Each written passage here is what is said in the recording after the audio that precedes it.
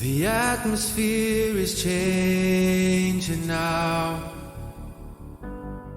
for the Spirit of the Lord is here. The evidence is all around that the Spirit of the Lord is here. The atmosphere is changing now, for the Spirit of the Lord is here. The evidence is all around that the Spirit of the Lord is here. Overflowing this place, fill our hearts with your love. Your love surrounds us. You're the reason we came to encounter your love. Your love surrounds us.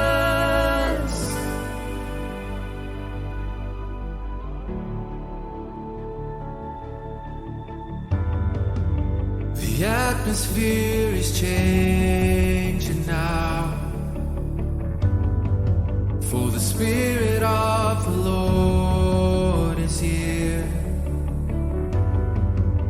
The evidence is all around that the Spirit of the Lord is here. The atmosphere is changing now, for the Spirit of the Lord is here. The evidence is all around that the Spirit of the Lord is here. Overflowing this place, fill our hearts with your love. Your love surrounds us. You're the reason we came to encounter your love. Your love surrounds us. Overflowing this place, fill our hearts with your love. Your love surrounds us.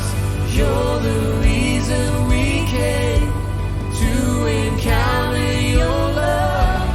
Your love surrounds us.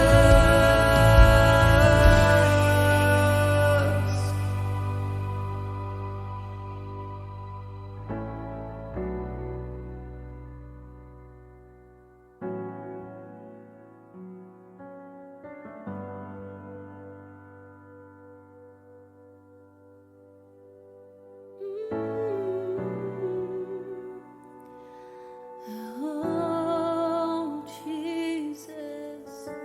Spirit of God, fall fresh on us. We need your presence.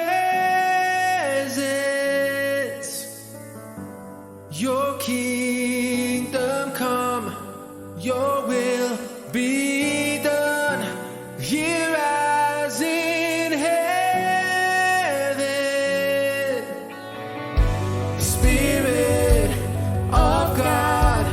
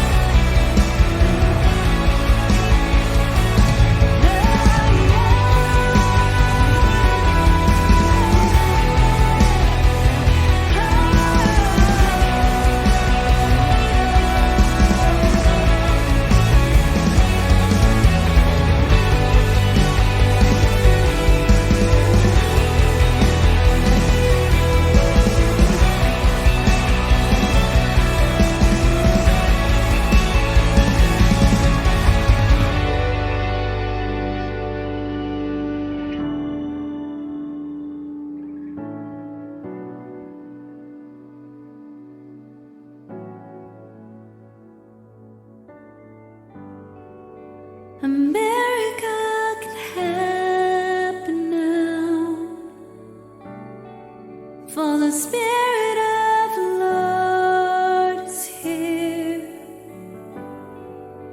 The evidence is all around that the Spirit of the Lord is here. A miracle can happen now. For the Spirit of the Lord is here. The evidence is all around that the Spirit of the Lord is here. Oh.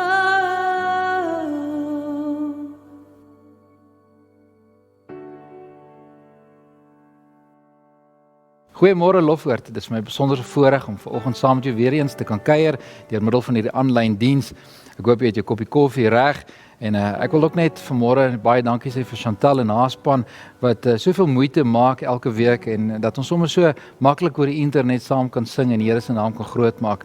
Ons begin vandag met 'n splinternuwe reeks oor lojaliteit en ek is baie opgewonde daaroor want hierdie reeks was nog nooit so van toepassing soos in 'n tydperk soos hierdie waar dinge de mekaar is. Dis 'n vreemde en onbekende tydperk en wat ons almal deurgaan hè. Van die staanspoor af wil ek ook net namens myself, pastoor Jaco, pastoor Roan, baie dankie sê vir ons familie, ons gemeente wat so lojaal gebly het gedurende hierdie tydperk wat moeilik was met hulle bydraes. Dit het vir ons moontlik gemaak om met hierdie bediening te kan aangaan. Daar's soveel mense wat in nood was en ek wil vir julle sê baie dankie vir julle getroue bydraes. Lojaliteit word op verskillende maniere geopenbaar en gedurende hierdie tydperk was ons almal gekonfronteer met keuses wat ons moes maak oor lojaliteit. Een so keuse was byvoorbeeld die keuse wat jy dalk moes maak, die persoon wat in my tuin werk of in my huis werk om skoon te maak, moes ek die keuse maak, gaan ek nog steeds finansiëel getrou bly en daardie persoon betaal gedurende hierdie tydperk van lockdown, al het ek nie noodwendig die diens gekry daarvan nie. En dit is 'n vorm van lojaliteit. Ek weet, dit was nie vir almal maklik of moontlik om dit te doen nie, maar dankie dat jy selfs in dit getrou gebly het. Ons gaan vandag 'n bietjie fokus plaas op ons Hemelse Vader se karakter van toegewydheid teenoor sy kinders. En ek wil vandag van die begin af vir jou sê, maak nie saak waar jy jouself beleef nie, maak nie saak in wat soos omstandighede jy nou is nie. Die Vader wil vandag sy liefde en sy getrouheid teenoor jou bewys. Of jy dalk vandag 'n tydperk van woestyn beleef, of dit voel dalk vir jou of alles net in mekaar wil tuimel, jy ervaar dalk net nie deurbraak nie. Dit voel vir jou of jy teen die plafon vasbid en dit voel vir jou of alles en almal net teen jou is. Jy beleef dalk 'n oomblik van verlorenheid en alleenheid. Miskien weet jy dalk van iemand wat in hierdie as gevolg van omstandighede daar is en jy dalk raad gegee en aangehou bid en jy voel dalk moedeloos want al hierdie raad wat jy gee voel dalk vir jou asof jy dit net op dowe ore val. Ek wil vir jou net eenvoudig raad gee vanmôre, moenie ophou nie, wees daar, bly luister, bly aanhou omgee, moet nooit ophou bid vir hulle nie. Dit is as te ware wat Jesus vir ons kom leer het, moet nooit ophou om goed te doen nie. Dis presies wat Jesus met elkeen van ons gedoen het, sy goedheid en sy guns volg ons elke dag. Daar was 'n dag waar ons ook ver was van hom af, maar sy goedheid en sy guns het nog steeds ons gevolg. En hy het nog nooit opgegee op ons nie. Ek herinner jou vanmôre en ek begin hierdie maand met die teksvers van Paulus waar hy sê in 2 Timoteus 2 vers 13 sê, maar as ons ontrou is, hy bly getrou. As ons hom egter in die steek laat en nie so getrou is soos ons moet wees nie, sal hy ons souwaar nooit in die steek laat nie, want dit is net nie hoe hy is nie. Dit is daarom wonderlik om so Vader te aanbid. Voor ons verder gaan, kom ons sluit die oë. Hemelse Vader, baie dankie vir die geleentheid wat ons het om vanmôre hierdie nuwe maand te kan begin en dankie vir die geleentheid wat ons vanmôre het om in die woord te kan delf. Vader, is 'n geleentheid wat ons het om ook vanmôre mense aan U te kan verbind. Vanmôre bely ek my afhanklikheid aan U en ek vra Here, kom openbaar U liefde vir mense wat dit nog nie beleef het nie. Vader, U bly goed. U is altyd daar en dankie Here dat ons vanmôre ook die geleentheid het om te kan bid en sê, Here, open ons oë, sodat ons mense in nood kan raak sien. Maar kom open ook my oë vanmôre, dat ek u oop hand oor my lewe kan raak sien. Dankie vir u getrouheid. Ek gee al die eer daarvoor. Amen. Nou, in Lukas 15 vertel Jesus 3 stories. En ons almal ken hierdie 3 stories en ek gaan dit nie vanmôre in detail bespreek nie. Ek wil jou aanmoedig om Lukas 15 te gaan lees op jou eie spoed en tyd en dit dan met jou gesin bietjie te bespreek.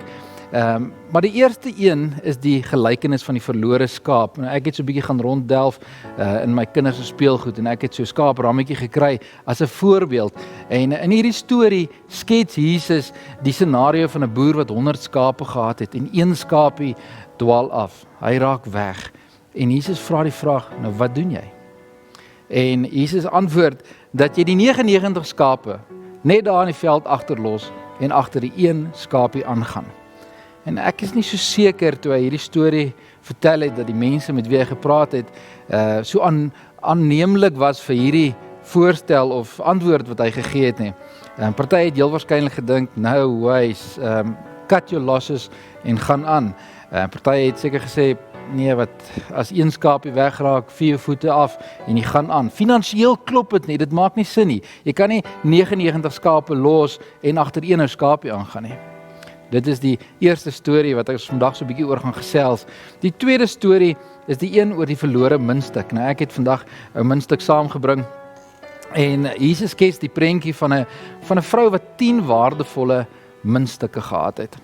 En ewe skielik raak een weg en sy steek toe 'n lamp op en sy maak hierdie huis skoon van hoek tot kant op soek na hierdie een muntstuk. Ons almal ken die gevoel. Ons almal weet hoe dit voel as jy iets verloor wat waardevol is. Dit pla jou, jy kan nie slaap nie. Ek het al so baie stories gehoor van mense wat hulle trouringe iewers laat lê het of dit het weggeraak en hulle hou nooit op soek nie.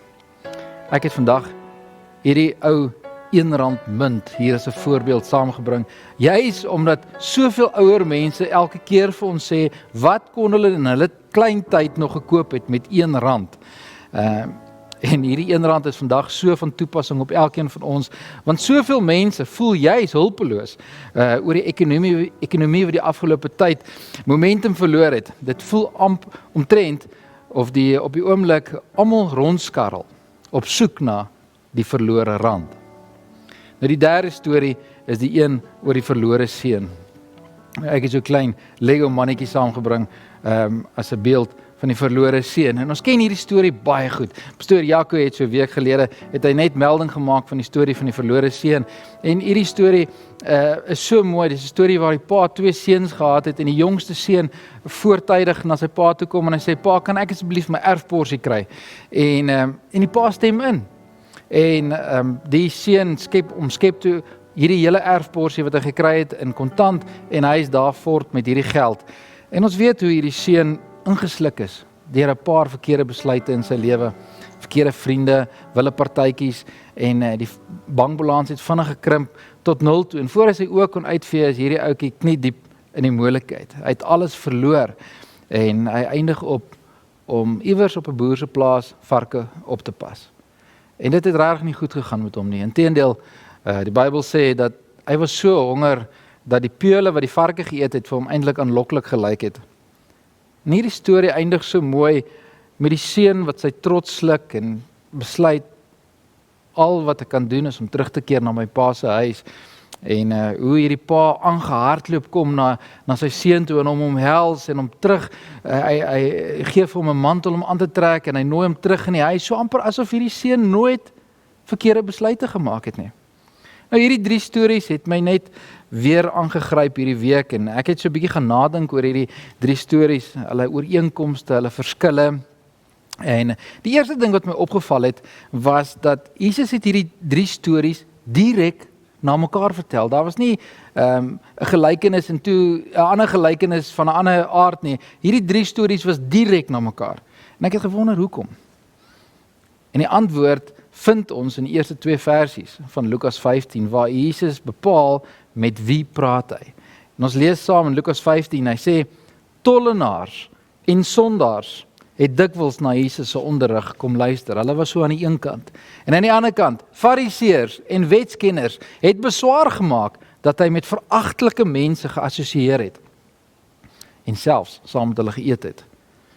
Jesus se gehoor was mense wat verlore was, mense wat weet hoe dit voel om uitgeskuif te word deur familie of vriende, en daar was 'n klasseverskil gewees tussen hierdie mense en die fariseërs. En die fariseërs het eintlik gehou van hierdie gaping, want hulle was hoogmoedig geweest en hulle het daarvan gehou dat om neer te kyk op ander. En Jesus het die fariseërs kom uitdaag met hierdie 3 stories. Hierdie 3 stories het ook almal in gemeen dat iets of iemand verlore geraak het, maar weer gevind is. In die storie van die verlore skaap sien ons dat hierdie skaap het heel waarskynlik so lekker begin eet dat hy nie besef het dat hy is besig om al hoe verder weg te dwaal van die trop af nie, en hy geniet nie meer die beskerming van die herder nie. En Jesus weet dat ons as mens blootgestel is aan die aanloklikhede van die wêreld, en daar is daai begeertes van die vlees wat bevredig moet word, en om so 'n bietjie soos 'n skaapie te gaan dwaal, te gaan explore, te gaan eksperimenteer. En baie keer vind hierdie afdalings uit onkunde plaas. En dan sien ons baie keer mense wat met trane in hulle oë voor ons sit en hulle huil en hulle sê, ek het nie besef nie. As ek maar net geweet het. Jesus maak hierdie gaping toe, selfs vir hierdie groep mense wat afgedwaal het, en hy sê, die herder het na die skaapie gaan soek, en hy het hom gaan haal, en toe hy hom kry, het hy nie eens 'n bok uitgehaal en hom geslaan dat hy bloei nie, soos baie mense dink, dit is wat God doen. Nee. Toe hierdie herder die skaapie kry wat verlore is, het hom op sy skouers getel, en hy het hom teruggedra na waar hy moet wees. In die storie van die verlore muntstuk, bevestig Jesus, daar gaan dinge gebeur, omstandighede wat ons geen beheer het oor nie. Omstandighede waar ons emosies gaan gekonfronteer moet word, soos emosies van teleurstelling en hartseer, wat ewe skielik net aan ons deur kom klop. Hartverskeurende omstandighede, soos byvoorbeeld die dood van 'n kind, of die nuus, skokkende nuus dat jy dalk geretrench gaan word, en jy was so afhanklik van jou maandelikse salaris, en ewe skielik is dit net nie meer daar nie. Hoe gaan ek vir my gesin sorg? En dan kom klop daai gevoel van teleurstelling en mislukking aan jou deur. In die storie van die verlore seun bevestig Jesus weer dat die rede hoekom daar mense is wat oomblikke beleef weg van die Vader af, is omdat daar 'n definitiewe besluit gemaak was deur die seun om weg te gaan. Besluite of keuses wat veroorsaak het dat daar afstand tussen ons en die Vader is. En daai besluite of keuses wat jy na die tyd mense van vertel, en dan begin jy die sin met in retrospect, of as ek maar net. Die slim mense sê dat een van die grootste redes hoekom mense swak besluite maak is die gevoel van onvergenoegdheid. En dis daai gevoel waar jy gedagtes koester van ek kan beter, of ek verdien beter. Of baie keer is dit omdat ons wil weghardloop van die waarheid af, en dan luister ons vir verkeerde advies, of ons is eenvoudig net bang. Jona het weggehardloop, want hy was bang. Adam en Eva het gaan wegkruip, want hulle was bang, want die waarheid het hulle gekonfronteer. Jesus het hierdie 3 stories vertel, want hy het nie net geweet wie was sy gehoor daai tyd nie, maar hy het ook geweet wie gaan sy gehoor wees 2000 jaar na die tyd. Jesus het bevestig dat hy het juis gekom vir die wat verlore is. Jesus het bekend gestaan as 'n vriend van sondaars. Hy het juis reg deur die Bybel lees ons hoe hy bemoeienis gemaak het met mense wat geklassifiseer was as sondaars en moordenaars of egbrekers. En Jesus het gesê in Markus 2 vers 17, hy sê, ek het nie gekom om regverdiges te roep nie. Ouens wat al reeds weet waar is die pad nie. Ek het gekom vir sondaars. Die ouens wat nie weet waar is die pad nie. En hy het hierdie 3 stories op die tafel kom sit, want hy het geweet, 2000 jaar nadat hy gekom het, gaan daar mense wees wat kan vereenselwig met hierdie storie, met hierdie 3 verhale. En saam met hierdie emosies van wanhoop en verlatenheid, kom hy met 'n oplossing en hy sit nog 'n storie op die tafel.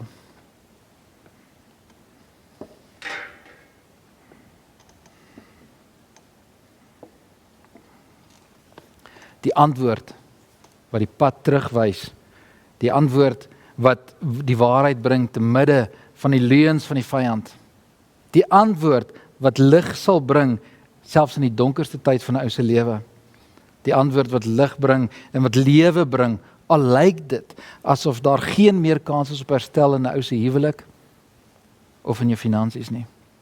En die Vader kom openbaar sy liefde aan ons in hierdie 3 stories. En miskien as jy vandag kan jy vereenselwig met die gelykenis van die verlore skaap, wat so bietjie, miskien het jy dalk 'n bietjie jou pad verloor, so bietjie van koers afgegaan, bietjie weggedwaal van God se plan vir jou lewe. En dit is, ek wil vir jou sê, dit is hoekom Jesus gekom het, dit is hoekom jy is die rede, ek is die rede, hoekom Jesus bereid was om te sterf. Hy bevestig vir ons in Johannes 10, waar Jesus sê, ek is die goeie herder. Die goeie herder lê sy lewe af vir die skape. Nou ek wil hê jy moet jou vandag net vir 'n oomblik miskien vat, verskoon tog, 'n oomblik vat en jou oë toemaak en net bewus raak van jou omstandighede. En ek wil hê jy moet hierdie prentjie sien hoe die goeie herder jou soek totdat hy jou kry. En wanneer hy jou kry, tel hy jou op sy skouers en hy neem jou terug na waar jy moet wees. Miskien is jy vandag hierdie muntstuk wat verlore geraak het. Gebrokenheid en hartseer het veroorsaak dat iets in jou weggeraak het. Miskien is dit jou geluk, jou vreugde wat net nie meer daar is nie. En die woorde wat jy oor self begin praat het, is nie meer woorde van lewe nie. Dis woorde van dood. En ek wil net vir jou sê, terwyl ek voorberei het die Heilige Gees my attent gemaak op mense wat gewoonlik, as jy hulle vra hoe gaan dit, dan sê hulle die volgende woorde, hulle sê, dit het goed gegaan laas toe my pa vir my gesorg het. Ek wil vir jou sê, moenie dit sê nie. Dis 'n teken van ongeloof. Jy het 'n hemelse pa, 'n goeie pa, die een wat se planne vir jou goed is, die een wat bemoeienis maak met jou, die een wat die outeur is van jou lewe, en hy sê in sy woord dat die werk wat in jou begin het, die goeie werk wat in jou begin het, sal hy klaarmaak. En ek wil vir jou aanmoedig vanmôre, kom lê daai bitterheid neer en ervaar dat God goed is. Hy sê in sy woord, vandag as julle my stem hoor, moenie julle harte verhard nie. En die eerste en die tweede storie is daarna hierdie verlore item gaan soek. In die laaste storie van die verlore seun, het die pa gewag. Het geduldig gewag totdat die seun die keuse gemaak het, die besluit om terug te kom. Daar was 'n dag wat die verlore seun nie die beste keuses gemaak het in sy lewe nie.